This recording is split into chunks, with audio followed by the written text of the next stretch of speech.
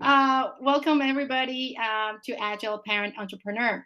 Today we've got a co-host because last time we had so much fun talking to James, and he is the CEO of WeMontage, and Yep. people kept talking to me and telling me about the interview we had. So we decided to bring him over and to talk to our guest today because he's also a single dad. Ken Siri is a single dad, so I think we'll have a lot of fun conversation with Ken. Yeah. So James, why don't you tell people about you and the company? Yeah, sure. So I know some of these folks know who I am, but I am James Oliver. I'm a parent entrepreneur advocate via my blog, Trep Life Dad, TREPLIFE, dad.com. I have two beautiful twins, a pair of twins, rather. Two twins would be four kids, right? Thaddeus and Zoe. They're 2.5. And I'm also an entrepreneur. I'm the founder and CEO of WeMontage.com, which is the world's only website that lets you turn your pictures into a large custom collage on real removable wallpaper like you see behind me. So those are my wedding photos on our removable wallpaper that you just upload right to the website. You can arrange it how you want, make it whatever size you want. It's pretty awesome. So what I'm working on right now, since you asked what I'm working on right now, hey, Dr. Renee, and I'm really excited about, I think I pinged you about this the other day, is I have a national Groupon deal going on for my business. And a couple of weeks ago, we were just testing it out, 2 different offerings and 5 markets each to see which one we were going to run with. So we figured it out, and now we just launched it over the weekend. Oh, wow. Yeah, so we have about 300 vouchers sold, and which is wonderful. And the orders are flowing in, Yeah. as well as your regular orders. Because for us, our biggest issue with WeMontage is just not having enough exposure. Because I think I mentioned to you, we created this entirely new category. So it's not like people are Googling removable photo wallpaper collages. Like nobody's looking for that because they don't even know they can do it. Exactly. So the only thing that really has worked for us is when we get these large national splashy PR hits. But unfortunately, those things, you can't rely on them, right? They're just unpredictable, unreliable, unsustainable. So I'm just looking for other ways to try to create some awareness of not just the brand of WeMontage, but the product and the category itself. Mm-hmm. And are you having the 300 orders? Does it affect you in terms of operationally? Do you feel like you can handle it with all the shipping, printing, no problem? Yeah. So I outsource as much as possible. So my printer is located in Michigan, Okay. and they're actually like already really busy. So like I've been sending them so many orders. All these additional orders are just making them that much more busy. But for us, it's just as simple as like if they need to add more shifts, they can add more shifts. They need to buy another printer. If things get really crazy, they can buy another printer. So it definitely scales up without too much drama, if that makes sense. Mm-hmm. And are you able to, you also, I think you have a blog post about the fact that you're going to be interviewed on the Essence magazine? Oh, well, I'm still waiting for that to run. That article was written months ago, and I was told that it was supposed to be running a couple of times, but that was an interesting article. They interviewed my wife and me, and the article was focused on how do you stay married to an entrepreneur, right? I mean, you're an entrepreneur. I mean, I'm sure your husband probably has some thoughts about that, right? So, yeah. So that's what the article's about, and it has not published yet, but hopefully it'll be publishing soon. Well, awesome. I'm gonna post. Actually, I'll post your blog here, because James got a really good, awesome blog. If anybody is in parent entrepreneur or just entrepreneur and trying to go through that emotional roller coaster, I think James got an awesome blog here. Let me just it looks like whoever triplatdad.com. Aaron's wondering where Ken is. Yeah. Well, I'm gonna ask Aaron to see if he can try to find it out for us. And just what I've been doing. The next few days is gonna be actually quite challenging. I'll be traveling a lot for a business meeting for my other business. So I'm trying to automate everything.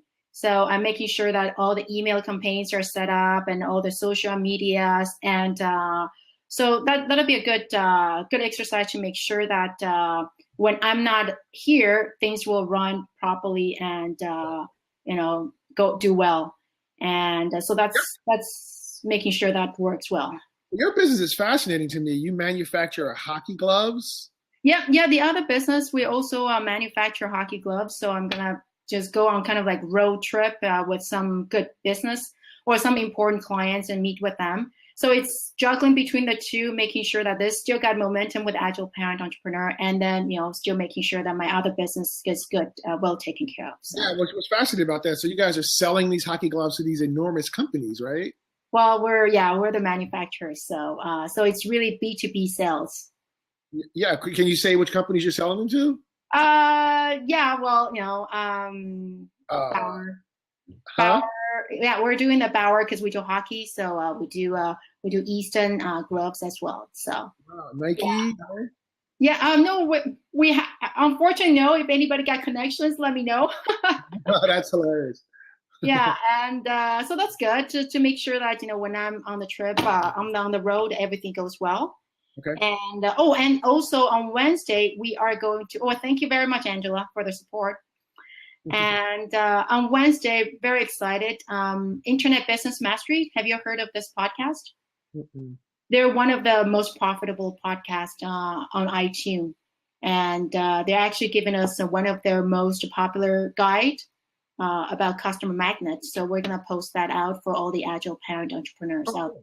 And let me just do an introduction of Ken. Ken basically he's a single dad, and his son, he's got a teenage son who also has autism. And at the same time, I'm just going to read his bio. It's pretty incredible what he's been able to accomplish. He's a founder and chairman of Consilium Global Research, a Wall Street firm, and author of Cutting Edge Therapies for Autism and Tips for the Parents of Boys with Autism. He's got blogs. He's often on local and national radios and television.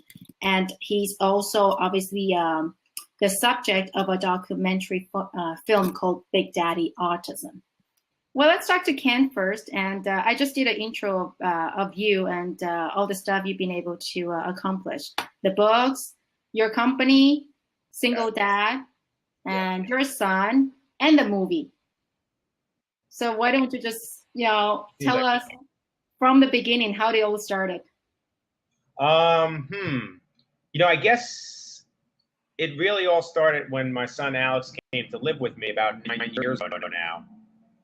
Prior to that, I was working on Wall Street. I worked on the buy side and the sell side as an analyst, primarily covering healthcare stocks or writing research on healthcare stocks. And this was all prior to 2008. And, at the time I had joint custody with Alex, and he was living primarily with mom in Virginia, and I would have him on the weekend. So I was driving down and picking him up. And then we'd hang out usually at my parents' house in New Jersey just to make a trip a little bit shorter. And like I said, I was working on Wall Street. I was a single guy in the city. But, Alex came to live with me, and that kind of constrained various things. Like, so for instance, I would have to leave work at 3 o'clock. That was kind of difficult. But I was managing to write and publish research on really mostly medical device companies at this firm called Jessup and Lamont. Jessup and Lamont, like a lot of other boutique banks, went out of business in about 2008 with the financial meltdown. And then I was left as an unemployed, single sole custody dad of, at the time, 10-year-old with autism. To be able to take care of Alex, I had to essentially, and I'm, again, sole custody. Now I have some help. At the time, I basically had no help. So my working hours were really constrained to while Alex was in school. Oh, wow. Also, at that time, Alex was having a lot of difficult behavior. So when Alex came home from school, it was possible I couldn't leave my apartment for the rest of the day. I couldn't throw out the garbage. I couldn't go food shopping. I couldn't do anything. We're in Manhattan. I can't go to Starbucks. So we're in Manhattan here. Yeah. And if I don't have enough food for like that night and to make his breakfast and to make his lunch and to get him on the bus, we're stuck. Oh, man. So I had to come up with a business that would fit within those time constraints. And obviously that is working from home, basically working from home. So what can I do working from home? And that's when I had, at the same time, the company I was working at went under. I had to figure out what to do. My now partner, Don, and I were talking about this need or this problem that exists on Wall Street. And because of the way we structured the business, which is that we work at home. Like Don's in Florida, I'm here. The other people who work for us all work remotely.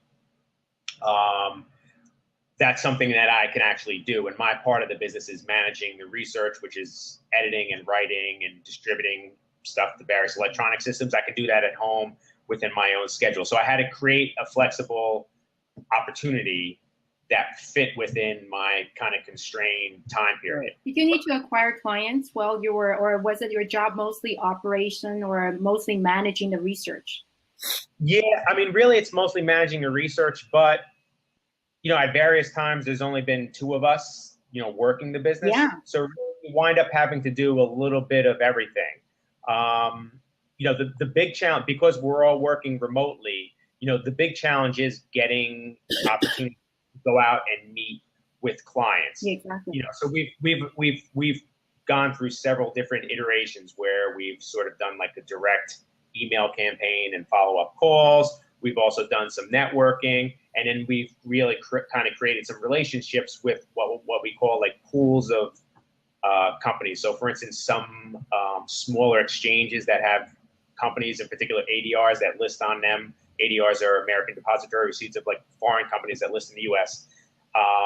And then also some larger banks, and we're also trying to work with some smaller investment banks that don't have their own research department, so they can kind of outsource it to us. So that I think is going forward. That's where we're really trying to focus, because it's really like pools of companies, and if you hit one, you can get a whole bunch of business out of that instead of going after one company at a time, which is really, really challenging. And you get some companies here and there enough to kind of keep going, but we haven't really hit like the big payday of business coming to you. So yeah, if I can, something you said a few minutes ago I thought was really interesting, because not that I can relate at all to the challenge you just described about not being able to go to the store to get food. Yeah. So we have the young twins. I live in Wisconsin. We don't have any family around. I'm an entrepreneur, so we're running lean and mean and watching our pennies. And my wife was just traveling last week to a conference for MBAs in Florida, wherever, and the kids were out of milk. Yeah. And I know if they wake up in the morning and they don't have their milk, it's just going to be a crap show. For like 2 hours. So I actually had to call my neighbor across the street, get her to come sit downstairs. The kids were already in bed, but to just sit here and watch TV or whatever. She's watching the Giants football game while I went to the store to get some milk. Yeah. So like that, what you described is like that times a million. Yeah, it was. I mean, now it's like much better. But I mean, there were days where like, and Alex is so much better. I mean, this, I think, will come out, in the film, because especially over the last year, I can't tell you how much better Alex is. There were like over the last couple of years, he's been getting gradually better and having like less meltdowns and less frustration. Now I'm not even going to knock on wood. It's completely gone. I'm telling you, it's completely gone. But there were times when I would come home on Friday and couldn't leave there's a garbage chute like around the corner on the hall of my building. I'm in a high rise in Manhattan. And I couldn't go to the garbage to throw out the garbage. Wow. I couldn't leave the apartment. Oh, wow. So in that video, I also saw the second you hold up some eviction notice. Like, was that after you? Yeah, I got evicted. Yeah. That was 2008 after you lost your job. Yeah, that was actually just a few years ago. Actually, yeah. So that was, we had, so a few years ago, I was living in a building down the street here. I'm on like 3rd Avenue, and we, as most entrepreneurs probably know, there are times where the budgets are very lean. So I had been behind in my rent, various times. And I had lived in the building, 11 years, and, several of those years with Alex. In fact, that's the building. I don't think it's in the trailer, but there was a time where like Alex actually got out of the building once. I had a sitter there, and Alex got out of the building. He was missing for 2 hours. Oh my God. Oh, wow. So the police found him and brought him home, and I kind of wrote wrote a blog about it. It was actually right a couple months before the young kid Avante Kendo, who went missing, and then they found him, deceased almost a year later, I think. So that's a real, that's, even though like one of the, I'm backing up a little bit, but like I live in a high rise in Manhattan, you almost kind of have to live in like a doorman building for security purposes. Now Alex doesn't bolt or take off anymore, but that at one point that was something, that he did. And like I said, there were a couple times where he got out of the apartment and he was found on one of the other floors, or he was in the back of the building, had like a little playground area. He was back there and it was a whole fenced in area. But this one particular time he managed to like get out, and he was completely on 2nd Avenue. He was gone for a while, like literally a couple hours. No one knew where he was. Oh. Turns out he was down the street. An older woman saw him on the street and recognized him from the neighborhood because he's kind of tough to miss. And she knew he lived in the neighborhood. She didn't know where. She brought him home and gave him a sandwich and then called the police, and they literally went building to building. So for him, it was probably like a nice adventure. And he's nonverbal, but he can kind of – there's a real talented group of folks downtown who work with kids on the spectrum. Aaron knows them well. And they do something like a version of rapid prompting where they can kind of ask questions and the kid will pick a piece of, they rip a piece of paper in half. It's like yes and no, and he'll make a choice. And you can kind of, it's a long roundabout way, but you can use that to kind of drill down and ask questions with that way. And they basically asked Alex, what were you thinking? And he's like, look, I just needed to take a walk. So, so you can kind of understand like the frustration he must go at various points. But now that's much, so like basically I was behind on my rent for a while. And even though I managed to get caught up, the building was being converted to condos. I actually had a legal fight with the landlord and went to court over like a couple $1,000s. And the landlord, who's a billionaire in Manhattan, one of the largest landowners, he's not running for president. It's somebody else. Trump? Yes, he's not running for president yet. So good. That was even better. Yeah, oh my God, that's been awesome, right? Yeah. Unfortunately not, but yeah. But basically, it's a guy who actually has more money than Donald Trump, and he showed up in court over a couple $1,000. Mike Bloomberg? We wound up having like a settlement. There's No. Oh, what was that? No. Oh, no, yeah. A different billionaire. A different billionaire. Yeah. Because there's so many, right? Yeah. There's a billionaire in every block here. But we it's New York City. No, I did wind up having to move. So I managed to move actually, and I'm in an apartment approximately the same size, but it's a little bit nicer. We actually have like a nice view. It's only like 2 blocks away from the other thing, so it wasn't too disruptive to Alex's routine in the neighborhood and all that. So it actually worked out. And I always tell Aaron and I usually speak to the camera and like the film, anything that's been like really, really difficult at some point in time has always worked out in the end for whatever reason. Like basically, I think the universe or whatever has kind of like a plan for you. And when you get off track, it kind of smacks you. And sometimes you kind of keep fighting against it. And sometimes you just say, hey, maybe if I go with the flow for a little bit, it'll lead me someplace good. And so far that's kind of worked out. And now when anything gets really challenging, I really don't worry about it as much just because we've had like so many difficult situations that we've breathed through and everything kind of worked out. So now it's not as big a deal anymore when it happens. Last time I interviewed James, I asked him, what was your advice for all parent entrepreneurs and the most important thing for success? He said to have a supportive spouse. And what would you say? I mean, how did you create that support? I mean, you obviously need to find somebody to support you when you need that. Yeah, so I have, my primary support are my parents. Okay. My folks live in New Jersey and they come pretty much every other weekend, to hang out with us. And they,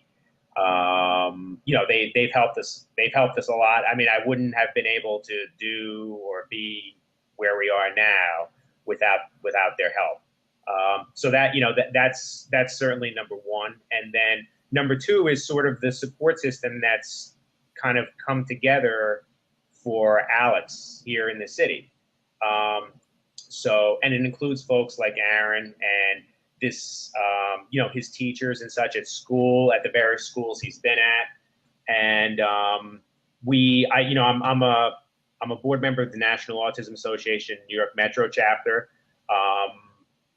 Essentially they're all, the folks there are friends of mine now, and getting involved in the autism community has been really huge because it's led me to know, when just backing up a little bit, one of the other projects I did was when I was at this, when Alex was at this private school, I used to go to this parent group once in a while, and I guess I was always shooting my mouth off. And one day this other dad in the meeting said, you should write a book. I'm like, yeah, I'm thinking about writing a book. He's like, I'm a publisher.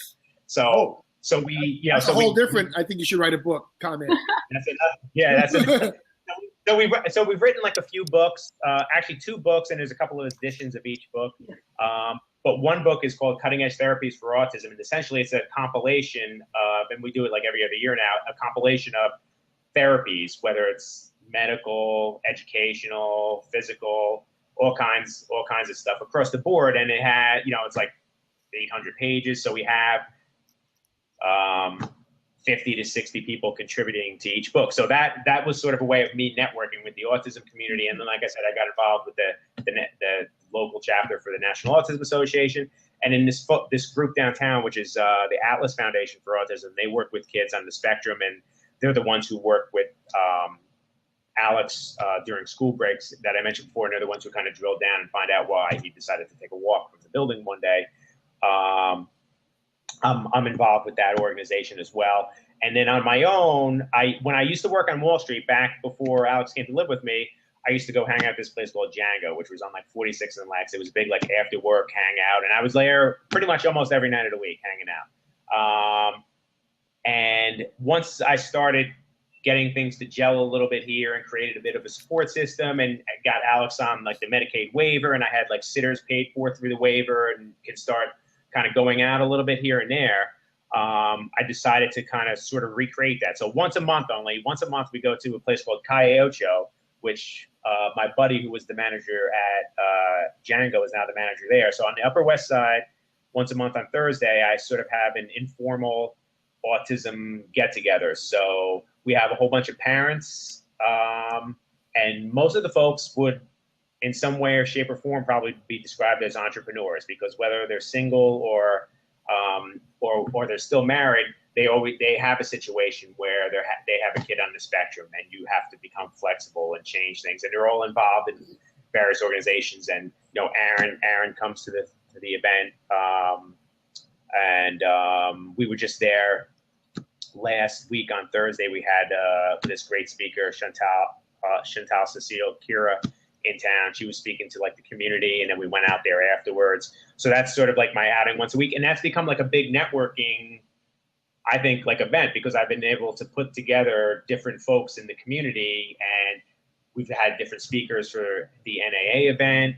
With NAA, National Autism Association, we do an event every year with Apple. So before I just started speaking with you guys, I was emailing with someone else about setting that up to have, we have a series called Using the iPad to Learn and Communicate. And I'm trying to put together a new event this year. It's like the 3rd year or 4th year we're actually doing it. So I was just communicating with someone else who comes to this event about that and seeing if they have any other ideas.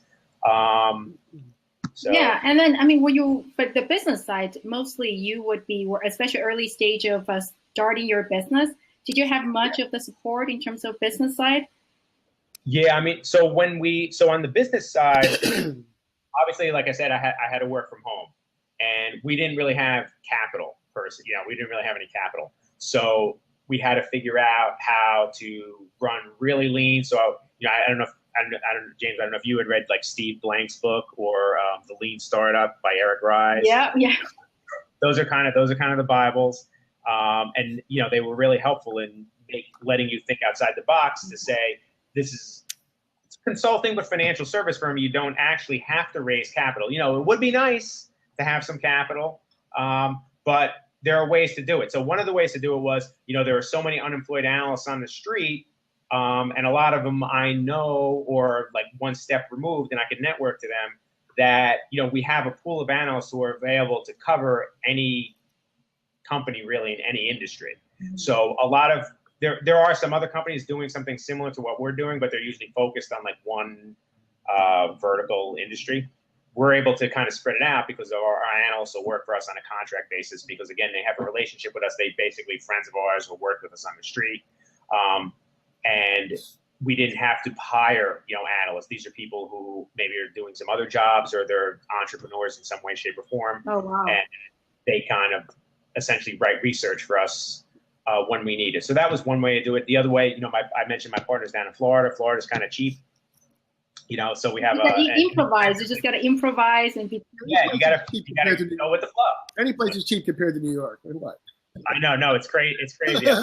We actually have like an office in New York, but it's one of these shared offices. So if you need to have like a nice meeting with a conference room and stuff like that, and they'll take the mail, and like someone can call our address at 30 Madison Avenue and the phone gets routed down to, if you ask for me, they'll say, hold on a second. And next thing you know, you'll be talking to someone in Florida. Right. Right. Well, just looking back, just some, because we're really trying to provide some value for people who wants to be parent and entrepreneur and try to succeed in both. Yeah. And to sum it up, before we start talking about the movie, what would be your advice to giving people who are trying to make it work, both in work and family? Yeah, I would, I kind of said how, in a way, I was forced into doing that. And I don't know if that's the usual way people become an entrepreneur. But if I could, I guess there's two things. One is you need sort of like a motivating factor. So you really gotta really enjoy what you're doing or the problem that your business is trying to solve. And it would be great if it's that you need to create this flexible life because you're a single, parent, or because maybe you work in an industry that has changed so much. And again, this is like Wall Street, where there's no need for a lot of people who are maybe highly educated and have a whole bunch of experience and we're used to making a lot of money as research analysts, and all of a sudden they're like, hey, we don't really need you guys anymore. So my motivator was creating a flexible work situation so that I could properly take care of Alex, so I could make an impact on his life. And then also, I do care passionately about like this particular problem that Concealing Global Research was, designed to solve, which is these little promising companies that can't get in front of investors because they're not an attractive play for, investment banks.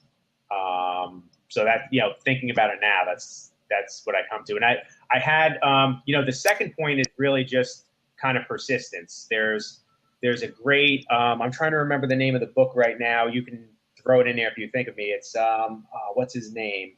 The fellow who spoke with Andrew Carnegie and kind of jotted down all of his ideas on how to achieve success. You probably know what I'm talking about. It's back on my shelf here. I'm just trying to think of the fellow who wrote the book. Napoleon Hill, is it?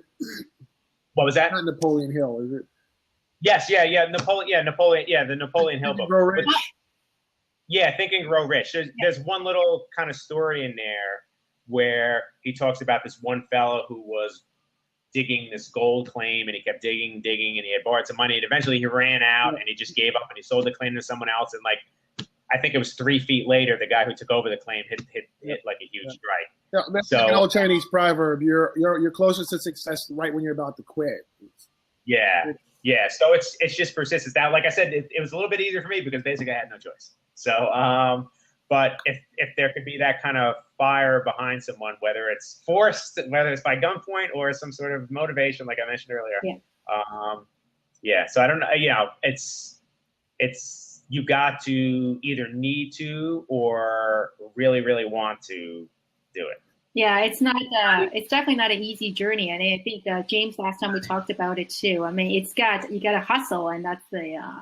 Yeah, it's certainly not for everyone, or not for everyone at maybe it's for everyone, but at certain.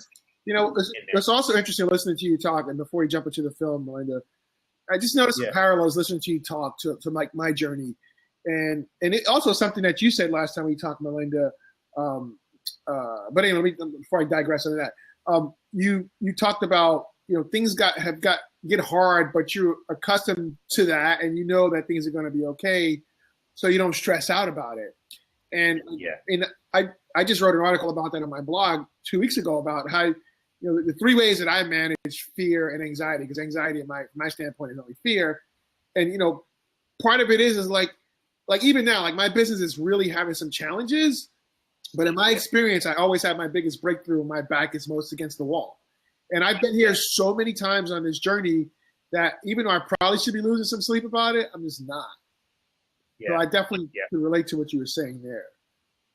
No, that's awesome. Yeah. It's going to be okay, Yeah, exactly. Yeah, and I think for me, at least, just to hear that people are going through this, whether they've gone through this or they're going through this, and it helps to know that, okay, you know what, it's tough, but we've all gone through it and we're all doing this.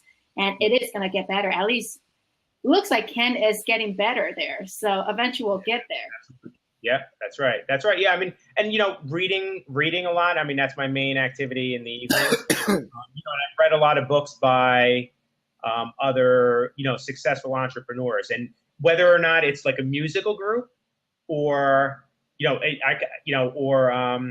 or Richard Branson or the Eric Rice's book. I mean, any of these guys, everyone went through some real serious challenges. It's very, very rare that you see something that just immediately takes off and is super successful. And then even when you hear that story, you don't get the whole backstory. So, like Apple wasn't a huge success right away. I mean, there's no business stuff like that. It's like you have to pay one way or the other, you're paying your dues.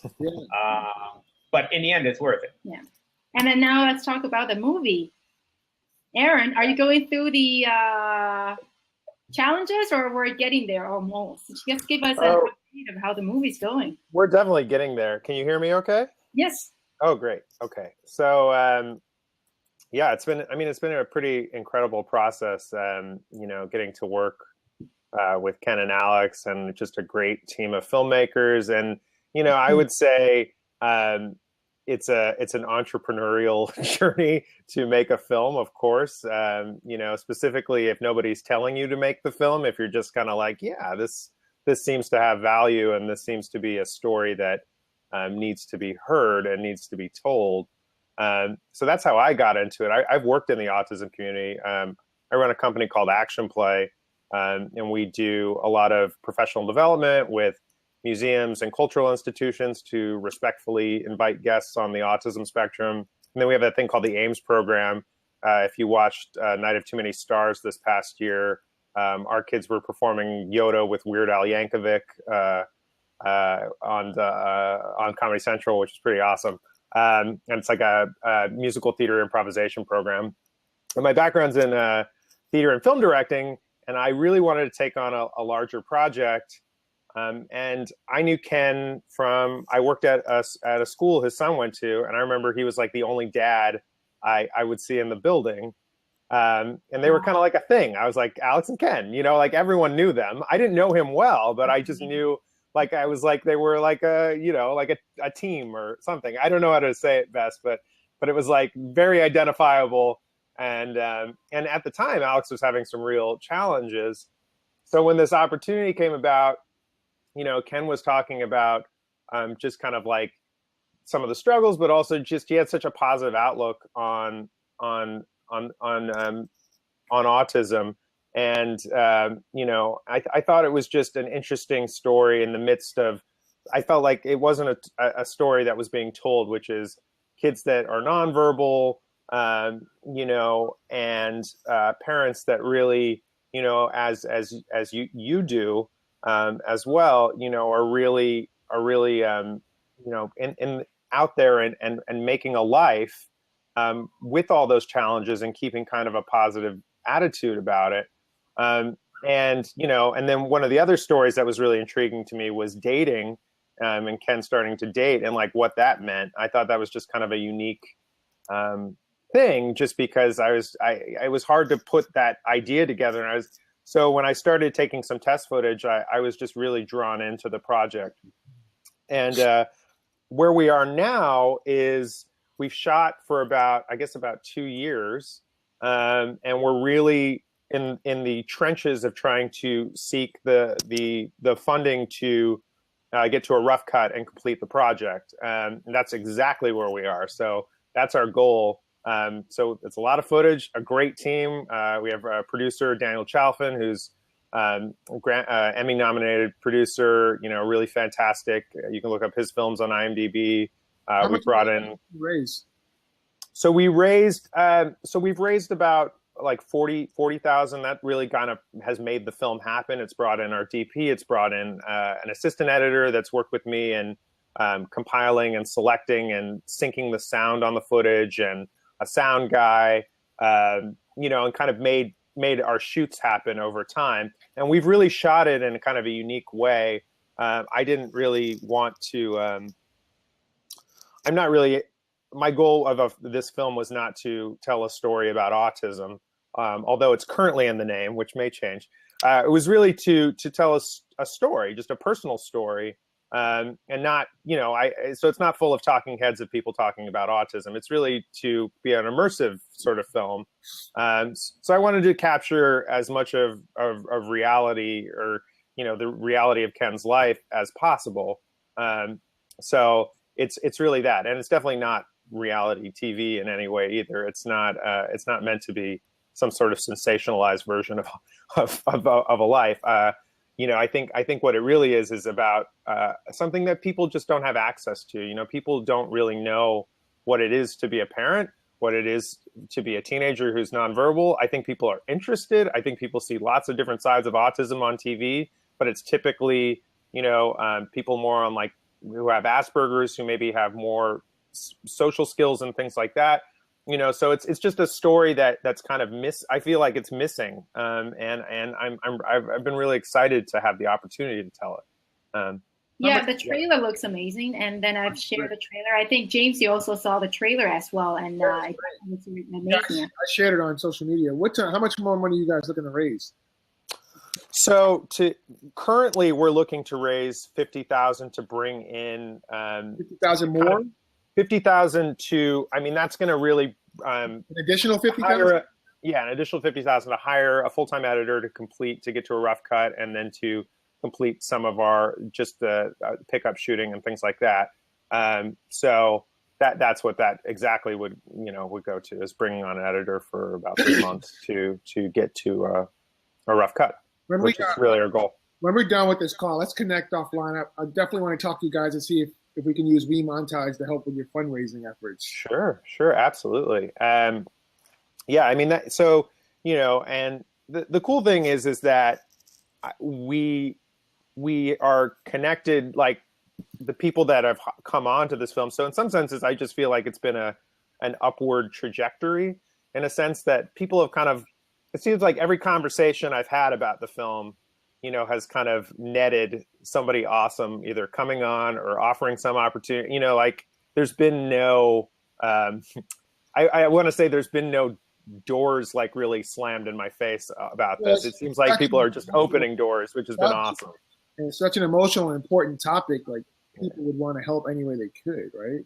Well, I hope so. It feels that that's the direction that we've been moving in. So, I think it's been a really exciting journey so far.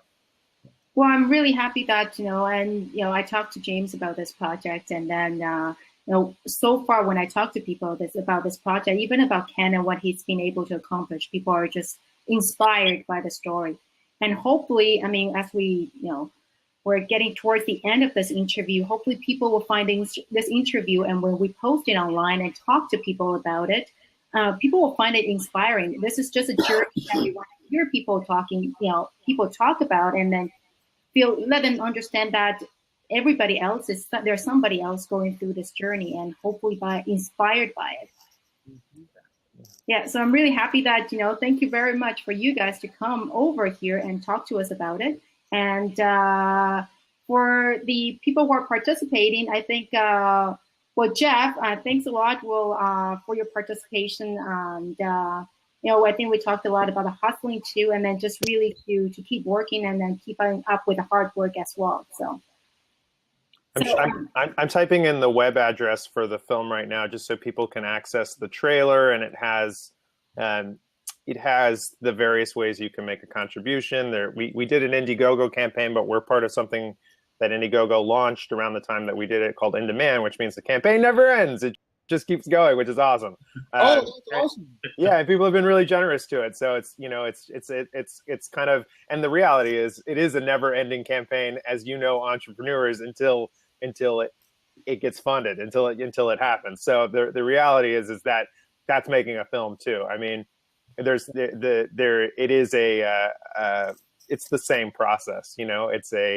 It's a project, it's a piece of art, but it's also a business. The reality is the thing has to sustain itself, and when you realize the professionals that you get to work with on a film, I can only just speak to just a tremendous team so far, and what a team effort. It's like, these guys are everyone's a pro in film and television. You're not. There's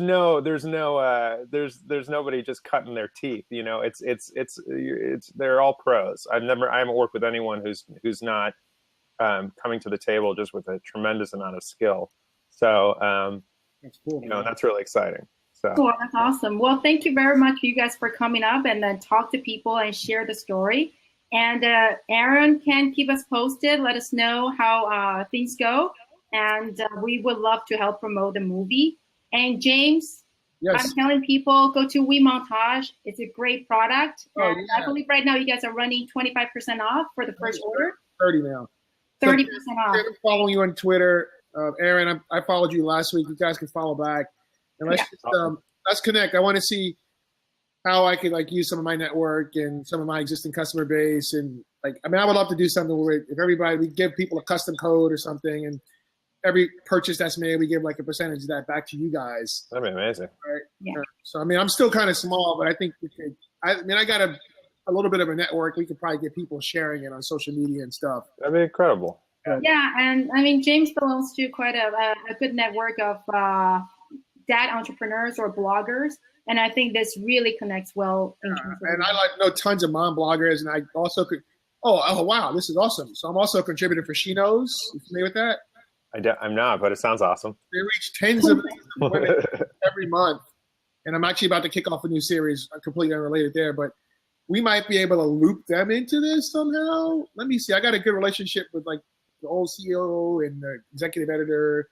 I love it. Let's connect offline. Let's see if we can do something. I don't know. They're always looking for new things to do. So and I talked to James. I talked to Sean about this project too. So maybe you can This is the best part about this stuff is like just like the making networks. I mean, I think it's so exciting that when people can come together. I mean, that's my favorite part about doing this. But my motto is ideas are worthless. All about execution, right? Totally, for sure, Right, Ken? for sure. That's right. That's right. All right. Well, thank you very much. I think I'll let you guys talk behind the scene and then try to come up with some creative ideas and let us know how it goes, because we're definitely here to connect all parent entrepreneurs, and we want to know how you guys are doing. Awesome. Awesome. Thanks a lot, guys. Thank you so much. All right. Yeah, hit me up on Twitter, guys. I appreciate it. All right. Thanks a lot. Will do, James. Bye.